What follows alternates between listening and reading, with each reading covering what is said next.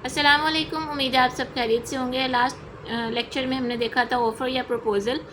आज वाले क्वेश्चन में हम देखेंगे एक्सेप्टेंस। क्वेश्चन है हमारे पास, डिफाइन एक्सेप्टेंस, एसेंशियल्स, रूल्स या फिर conditions of a valid acceptance, ये हमने डिस्क्राइब करने हैं। आंसर है हमारे पास, सबसे पहले एक्सेप्टेंस की डेफिनेशन लिखेंगे। According to contract act 1872, when the person to whom the proposal is made signifies is assent thereto, the proposal is said to be accepted. A proposal when accepted becomes a promise. अब जिस person ने भी उसको proposal दिया था या उसको offer दी थी, अगर उस प्रपोज़ल के अगेंस्ट अगला पर्सन जो है अपनी रजामंदी शो कर देता है कि ठीक है वो एक्सेप्ट करता है, तो proposal is said to be accepted. और जब प्रपोज़ल एक्सेप्ट हो जाता है तो वो एक प्रॉमिस बन जाता है। एग्जाम्पल हमारे पास है, A offers B to sell his car for ₹3 lakh, B gives the assent, now we can say the proposal accepted. B रजामंद हो गया, तो मतलब ये कि उसने जो ऑफ़र की थी वो एक्सेप्ट हो गई। इसमें पार्टीज़ कौन कौन सी होती हैं? प्रोमिजर और प्रोमिजी। प्रोमिजर वो जो प्रपोजल बना रहा है, मेकिंग द प्रपोजल, या ऑफ़र दे रहा है, वो प्रोमिजर होता है। और जिसको ऑफ़र दी जा रही होती है, प्रपोजल दिया जा रहा होता है, वो होता है प्रोमिजी। अब आते हैं हम एसेंशियल्स या फिर कंडीशंस पे जो कि वैलिड एक्सेप्टेंस की होनी चाहिए, होती हैं। सबसे पहले आता है, acceptance must be given by the offeree. Offeree जो है वो एक्सेप्टेंस देगी उस पर्सन को जिसने ऑफर दिया था, तभी जो है एक्सेप्टेंस कंसीडर की जाएगी। एग्जाम्पल है, X offer to sell his house to Y, Z who was aware of such offer said that he is ready to buy X house, there is no contract with Z. जाहिर बात है, जब x ने offer ही Y को दी थी तो why he उस चीज़ को एक्सेप्ट करेगा, तो ये ऑफर जो है वो एक्सेप्टेंस होगी और प्रॉमिस बनेगा। अदरवाइज़ कोई और पर्सन आके एक्सेप्ट करे तो वो वैलिड जो एक्सेप्टेंस नहीं होती। नेक्स्ट है, रीज़नेबल टाइम के अंदर अंदर एक्सेप्टेंस देनी चाहिए। अगर जो टाइम लिमिट स्पेसिफाइड है उसके अंदर अंदर जो है वो एक्सेप्टेंस नहीं दी जाती है, तो वो वैलिड एक्सेप्टेंस नहीं होगा। और अगर टाइम लिमिट, एक तो होता है कि टाइम लिमिट मेंशन है कि इतने टाइम के अंदर अंदर आपने रिस्पॉन्ड करना है। अगर टाइम लिमिट नहीं मेंशन, तो एक अंदाजे के मुताबिक रीज़नेबल टाइम के अंदर अंदर उसका जवाब देना लाजमी है। एग्जाम्पल है हमारे पास, A offers B to sell his house for ₹4 lakh within a week.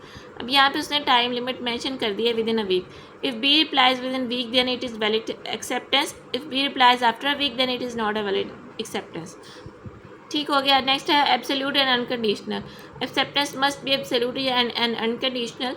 If there is variation in the acceptance then it is not a valid acceptance but a counter proposal in itself. ये हम last में discuss कर चुके हैं कि acceptance वैसे ही होनी चाहिए, जो ऑफर किया उसी टर्म्स एंड कंडीशंस के साथ उसको अगर एक्सेप्ट कर रहे हैं तो ये वैलिड एक्सेप्टेंस होगी, अदरवाइज ये एक काउंटर ऑफर कंसिडर की जाएगी। एग्जाम्पल है हमारे पास, A offer to sell his house to B for ₹5 lakh and B reply he can buy it for ₹4 lakh, there is no acceptance on the part of B. ये तो negotiation होगी ना, और जो उसने ऑफर दी थी एज इट इज़ उसको accept करना था, लेकिन उसने आगे से काउंटर ऑफर दी, तो ये जो है हमारे पास वैलिड एक्सेप्टेंस नहीं होगी।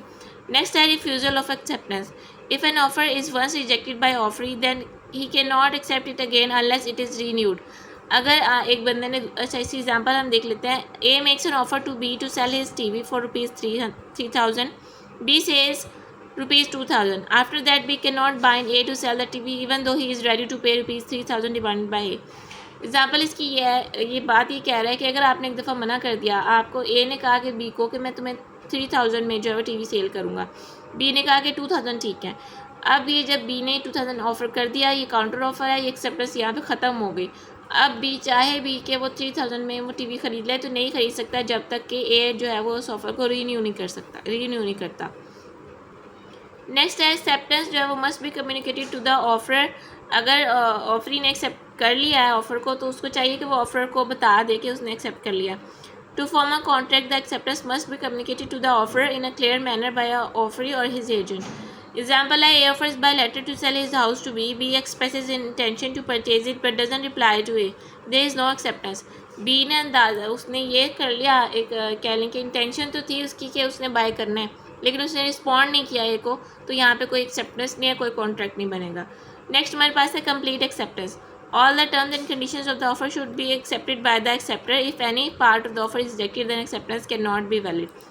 जो भी कंडीशंस ऑफर में रखी गई हैं वो सबको एक्सेप्ट करना ज़रूरी है। अगर एक को आप कह लें कि ये चीज़ ना हम कंसीडर करें, बाकी सारी कंसीडर कर लें, तो ये एक वैलिड एक्सेप्टेंस नहीं होगी। एग्जाम्पल है हमारे पास, A offers to sell his 2 cars for ₹6 lakh, B agrees to purchase 1 car, is not a valid acceptance, क्योंकि उसने दोनों कार के लिए जो है वो सेल का कह रहा है, तो अगर वो एक कंडीशन फुलफिल कर रहा है तो ये वैलिड एक्सेप्टेंस नहीं है। नेक्स्ट हमारे पास है acceptance before revocation of offer. Offer ख़त्म होने से पहले पहले एक्सेप्टेंस देना ज़रूरी है। इसकी एग्जांपल है हमारे पास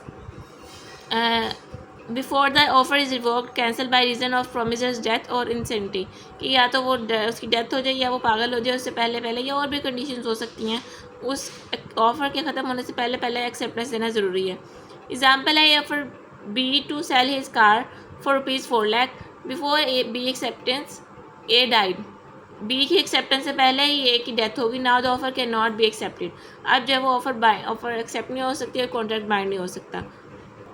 नेक्स्ट है एक्सेप्टेंस आफ्टर प्रपोजल।